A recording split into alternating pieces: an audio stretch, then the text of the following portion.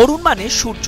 সে হিসেবে দিল্লির বুকে প্রায় ১৫০ বছর মাথা উঁচু করে সগৌরবে দাঁড়িয়ে থাকা এই স্টেডিয়ামটির নাম ঠিকঠাক। তবে ফিরোজ শাহ কোটলা থেকে প্রয়াত মন্ত্রী অরুণ জেটলির নামে এই মাঠের নামকরণ মোটে এক যুগ আগে।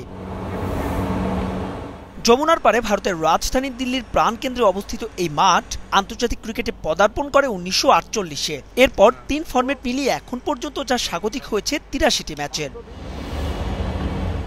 বর্ডার গাভাস্কার ট্রফির যাত্রা শুরু এই মাঠে। এখানে জিম লেকারের পর দ্বিতীয় বোলার হিসেবে এক ইনিংসে ১০ উইকেট নেয়ার অনন্য কীর্তি গড়েন অনিল কুম্বলে। নয়াদিল্লির এই মাঠেই সুনীল গাভাস্কার টেস্টে স্যার জন ব্র্যাডম্যানের ২৯ শতকের রেকর্ড স্পর্শ করেন। আবার তারই উত্তরসূরি সচিন টেন্ডুলকার ভাঙেন গাভাস্কারের করা ৩৫ টেস্ট সেঞ্চুরির রেকর্ড। ১৯৫১ সালে ১০ম উইকেটের রেকর্ড ১১১ রানের জুটিরও সাক্ষী এই মাঠ। অরুণ জেটলির দর্শক ধারণ ক্ষমতা প্রায় অর্ধলক্ষ।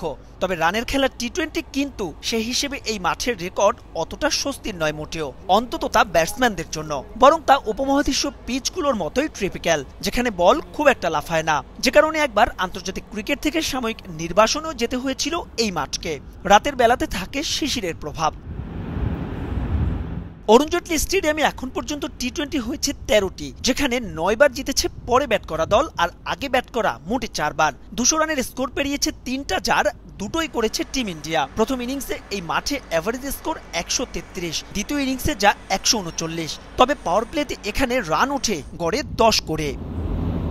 ভারতের এই বিখ্যাত অরুণ জেটলি ক্রিকেট স্টেডিয়াম বাংলাদেশের জন্য সবচাইতে লাকি ভেন্যু, কারণ এখন পর্যন্ত রঙিন পোশাকে এই মাঠে কোনো ম্যাচই হারেনি বাংলাদেশ।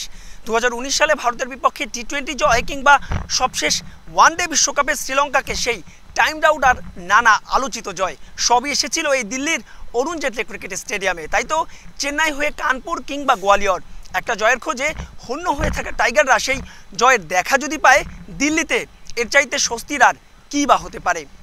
আহবুব বিমন, সময় সংবাদ, অরুণ জেটলি ক্রিকেট স্টেডিয়াম, দিল্লি, ভারত।